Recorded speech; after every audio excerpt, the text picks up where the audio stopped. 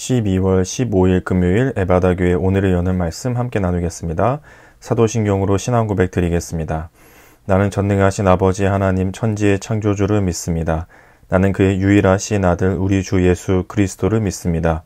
그는 성령으로 잉태되어 동정녀 마리아에게서 나시고 본디오 빌라도에게 고난을 받아 십자가에 못 박혀 죽으시고 장사된 지 사흘 만에 죽은 자 가운데서 다시 살아나셨으며 하늘에 오르시어 전능하신 아버지 하나님 우편에 앉아 계시다가 거기로부터 살아있는 자와 죽은 자를 심판하러 오십니다. 나는 성령을 믿으며 거룩한 공교회와 성도의 교제와 죄를 용서받는 것과 몸의 부활과 영생을 믿습니다. 아멘. 오늘 함께 보실 말씀은 누가복음 2장 1절부터 7절까지 말씀입니다. 누가복음 2장 1절부터 7절까지 말씀을 같이 읽겠습니다. 그때에 가이사 아구스도가 영을 내려 천하로 다 호적하라 하였으니 이 호적은 구레뇨가 수리아 총독이 되었을 때에 처음 한 것이라. 모든 사람이 호적하러 각각 고향으로 돌아가매 요셉도 다윗의 집 족속이므로 갈릴리 나사렛 동네에서 유대를 향하여 베들레헴이라 하는 다윗의 동네로 그 약혼한 마리아와 함께 호적하러 올라가니 마리아가 이미 잉태하였더라. 거기 있을 그때의 해산할 날이 차서 첫 아들을 낳아 강보로 싸서 구유에 누였으니 이는 여관에 있을 곳이 없음이라라. 아멘. 오늘 누가복음 말씀은 이제 10달 동안 마리아의 뱃속에 있었던 아기 예수님께서 이제 이 땅에 탄생하시는 순간에 있었던 일들을 기록하고 있는 장면입니다. 특별히 예수님께서 태어나신 시기, 또 예수님께서 태어나신 장소에 대해서 아주 명시해서 설명을 하고 있는데요. 1절과 2절을 보시면 그때 가이사 아구스도가 영을 내려 천하로 다 호적하라 하였으니 이 호적은 구레뇨가 수리아 총독이 되었을 때에 처음 한 것이라 하면서 그 당시 왕의 이름, 또 그 당시 베들레헴 유대 지역을 다스리고 있던 총독의 이름을 명시하면서 예수님께서 태어나신 일이 허구의 신화적인 말씀의 이야기가 아니라 2000년 전에 2024년 전에 실제로 유대 땅 안에서 이스라엘 안에서 일어났었던 역사적 사실이라는 것을 아주 명확하게 말씀해 주고 있는 거죠. 우리가 많이 그동안 들어왔던 아기 예수님의 그 모습은 그냥 단군 신화처럼 흘러간 이야기, 사람들이 꾸며낸 이야기가 아니라 실제로 역사 안에서 일어났던 일이었다는 것을 너무나도 구체적으로 잘 알 수가 있습니다. 그리고 또 한 가지 살펴볼 수 있는 것은 이 왕과 총독이 하고 있는 이 일, 모든 유대 사람들은 와서 호적하라, 다시 이름을 등록하고 자신들의 신원을 밝힐 수 있는 절차를 가지라 하고 하는 이 과정, 정치적이었고 역사적으로 하고 있는 이 일들이 하나님께서는 그것마저도 다스리시고 그것마저도 이용하셔서 예수 그리스도가 이 땅에 태어나시는 데 있어서 하나님의 계획대로 하나님의 손길대로 사용하고 계시는 모습을 우리가 볼 수가 있습니다. 왕은 왕의 계획에 따라 명령한 것이겠지만 하나님은 그 일을 통해서 하나님께서 약속하셨던, 하나님께서 계획하셨던 예수 그리스도의 탄생을 지금 하고 계시는 거죠. 그런 것을 볼 때 우리도 우리 삶에 일어나는 모든 일들을 하나님께서 다 세세하게 다스려 주시고 때로는 간섭해 주시고 때로는 하나님께서 우리도 알지 못하는 새에 하나님의 뜻대로 인도해 가고 계시는구나를 이런 말씀을 통해서 우리도 알게 되죠. 물론 지금은 잘 느껴지지 않지만 왜 이렇게 힘들지? 왜 이런 일들이 나에게 일어나지? 라고 답답한 마음이 있을 수는 있으나 그것이 시간이 지나고 또 더 넓은 관점의 눈으로 나의 이 시간들과 상황들을 바라볼 때에 모든 역사 가운데 일하시는 하나님이 오늘 나의 삶 가운데서도 이러한 일들을 통해 이러한 상황을 통해 일하고 계시는구나를 우리는 이런 말씀을 통해서 알 수 있게 되어집니다. 그렇게 예수님께서 태어나시는 시간, 태어나시는 시대가 명확하게 밝혀져 있고 또 한 가지는 3절과 4절을 보시면 모든 사람이 호적하러 각각 고향으로 돌아가매 요셉도 다윗의 집 족속이므로 갈릴리 나사렛 동네에서 유대를 향하여 베들레헴이라 하는 다윗의 동네로 하면서 명확하게 어디인지 지명도 말씀해 주고 있습니다. 우리가 잘 알고 있다시피 그것은 베들레헴이라고 하는 곳이었죠. 이 베들레헴이라고 하는 장소는 사무엘서에서 다윗이 지내고 있던 지역이었습니다. 오늘 말씀에서도 요셉도 다윗의 집 족속이므로 하면서 다윗의 이름을 밝히지만 사실 이것은 사무엘서부터 이미 계속해서 전해지고 있는 다윗의 동네였죠. 그래서 사무엘상 16장 4절에 보시면 사무엘이 여호와의 말씀대로 행하여 베들레헴의 이름에 사무엘 선지자가 다윗에게 기름 붓기 위해서 다윗의 아버지인 이새의 집을 찾아가는데 그것이 바로 베들레헴이었죠. 베들레헴은 다윗이 지내고 있었던 장소였고 그곳에서 메시아 다윗의 자손이 태어날 것이라는 말씀이 누가복음 안에서 이루어져 가고 있다는 것을 누가복음은 기록해 주고 있습니다. 그리고 사무엘하 7장 12절에서도 다윗에 대해서 하나님께서 이렇게 약속하셨죠. 내 수완이 차서 내 조상들과 함께 누울 때에 내가 내 몸에서 날 내 씨를 내 뒤에 세워 그의 나라를 견고하게 하리라. 하나님께서 다윗에게 말씀해 주시기를 너의 뒤를 이어서 너의 자손에게 영원히 이스라엘을 다스릴 수 있는 자가 나오게 될 것이다.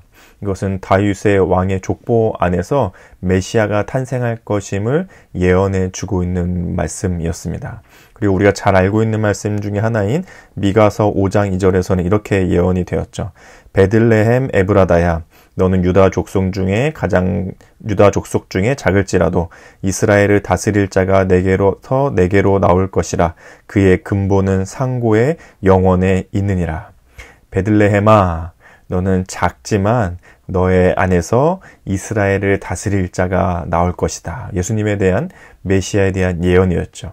그리고 그 미가서 또는 사무엘서에서 그렇게 약속하고 예언되었던 말씀이 누가복음에서 지명을 명확하게 표시해주는 유다 베들레헴에서 예수님이 태어나시는 모습을 통해서 확실하게 그분이 다윗의 자손으로 이 땅의 메시아로 오셨음을 명확하게 알려주고 있습니다. 그리고 또 한 가지는 5절에 보시면 그 약혼한 마리아와 함께 호적하러 올라가니 마리아가 이미 잉태하였더라. 이 말씀은 우리가 잘 알고 있다시피 마리아는 약혼한 상태였죠. 정식 결혼을 한 상태가 아닌 약식 결혼의 상태였습니다. 당시 유대의 율법에 따라서 당연히 남편과 같이 잠자리를 할 수도 없었을 뿐더러 그런 관계를 했다가는 당연히 돌에 맞아 죽게 되는 아주 엄벌에 처해지는 일이었죠. 그래서 마리아에 대해서는 명확하게 지금까지는 약혼한 상태였다라고 이야기해주고 있고 우리가 그 전 말씀에서 보았다시피 이미 임신 중이었다, 잉태 중이었다라고 얘기해주고 있습니다.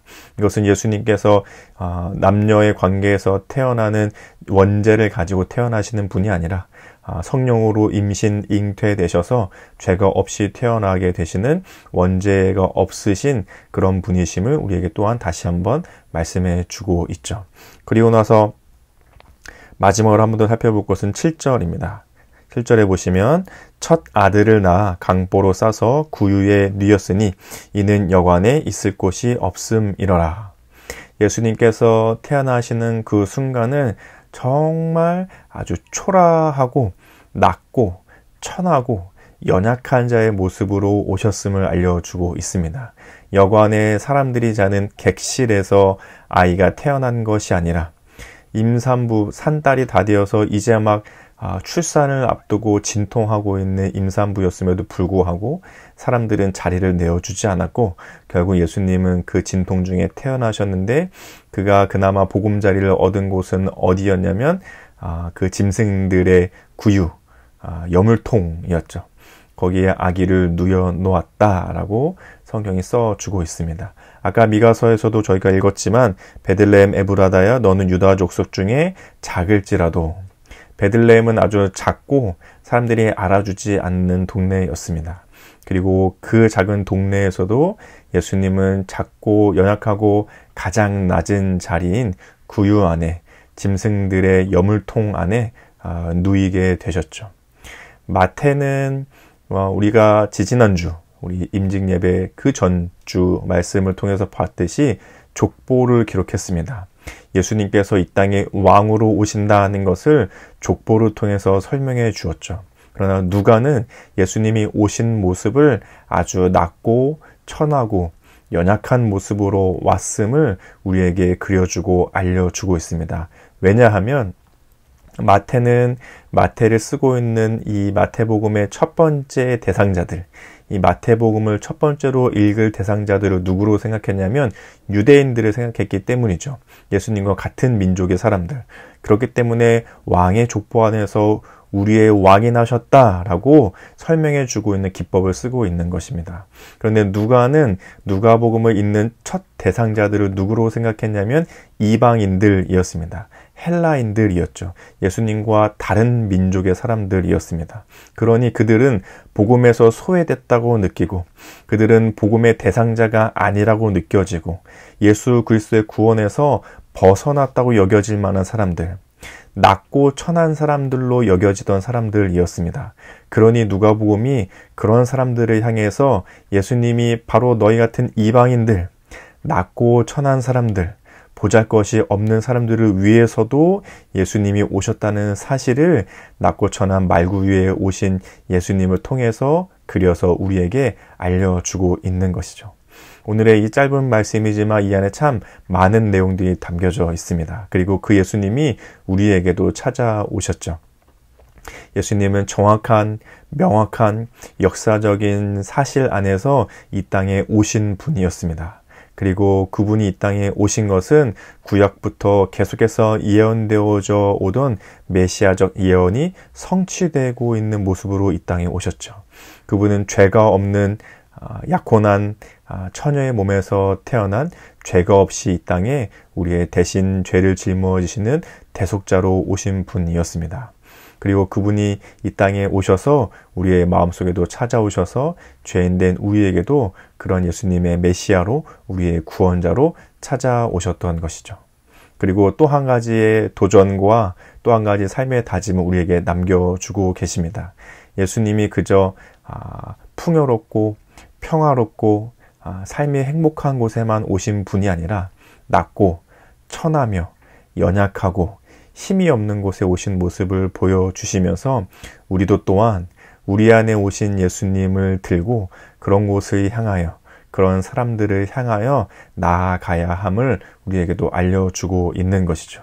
오늘 이 말씀을 생각하시면서 또 우리가 대림절을 보내면서 또 성탄절을 앞두고 있으면서 단순히 이 시간이 즐겁고 흥겨운 시간이 아니라 또 휴일을 앞두고 있는 즐거움으로만 지나가는 시간들이 아니라 이 땅에 하나님께서 보내주신 하나님의 계획과 손길과 성취 안에서 이 땅에 오신 예수님이 내 안에도 오셨음을 기억하면서 또 그 예수님이 행복하고 넉넉하고 풍요로운 자리에만 오신 것이 아니라 낮고 천하고 연약하고 부족한 자리에 오셨음을 기억하면서 그리고 대림절 동안 또 성탄절을 맞이하며 그런 자리들, 그런 사람들, 누군가 예수님의 사랑이 필요하고 그분의 은혜가 필요하고 그분들에게도 예수님이 오셨어요.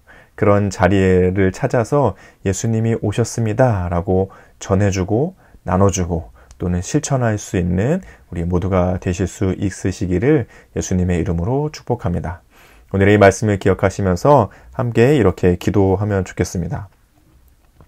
역사적 시간과 공간을 초월해 다스리시는 하나님의 구원의 은혜가 나에게도 오셨음을 기억하고 낮고 연약하며 작은 아기의 모습으로 오신 예수님처럼 이웃과 주변에 사랑과 은혜를 나누는 믿음이 되게 하소서.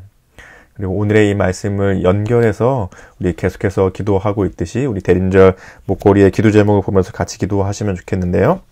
나의 잘못으로 망가지고 어그러진 땡땡땡을 예수님께서 하나님의 나라로 회복하실 것을 소망하고 기다리며 기도합니다. 이런 기도 제목을 가지고 함께 기도하면 좋겠습니다. 그리고 가정과 교회와 나라를 위해서는 우리 가정을 위해서는 가정이 날마다 함께 구원의 삶을 가꾸어 가게 하소서. 우리 교회를 위해서는 대림절 동안 함께 예수님을 기다리며 아픔과 연약함을 품는 은혜가 있게 하소서. 이 나라를 위해서는 지금도 세계 곳곳의 모든 곳을 다스리시는 하나님의 손길로 점점 회복되어져 가는 하나님 나라가 되게 하소서. 이런 기도 제목으로 우리 같이 기도해 주시면 좋겠습니다. 그리고 오늘 우리 공동체의 기도 제목으로는 유선아 사모님의 기도 제목인데요. 개인의 기도 제목은 건강을 지켜주셔서 매일매일 주어진 삶을 최선을 다해 살아가길 기도합니다. 가정을 위해서는 하나님을 사랑하고 서로를 사랑하며 가정 모두 건강하고 행복하길 기도합니다. 삶의 현장을 위해서는 긍정적인 생각과 감사한 마음으로 즐겁게 일하며 삶을 통해 예수님의 사랑과 향기를 드러내길 기도합니다. 교회를 위해서는 예배 안에서 회복과 은혜를 누리며 하나님을 더 가까이 느끼며 경험하는 교회 되길 기도합니다. 사회 나라 온 세계를 위해서는 하나님이 다스리는 나라, 하나님을 경외하는 나라 되게 하시고 안전하게 지켜주시길 기도합니다. 이런 기도 제목이 있으신데요. 우리 유선아 사모님을 생각하시면서 또 사랑하고 축복하는 마음으로 함께 기도해 주시면 좋겠습니다. 또 우리 성도님들 서로서로 기도 제목 알고 계신 것들이 있으시면 함께 기도해 주시고 개인의 기도 제목으로 기도하신 후에 주기도문으로 시간을 마치도록 하겠습니다. 함께 기도하겠습니다.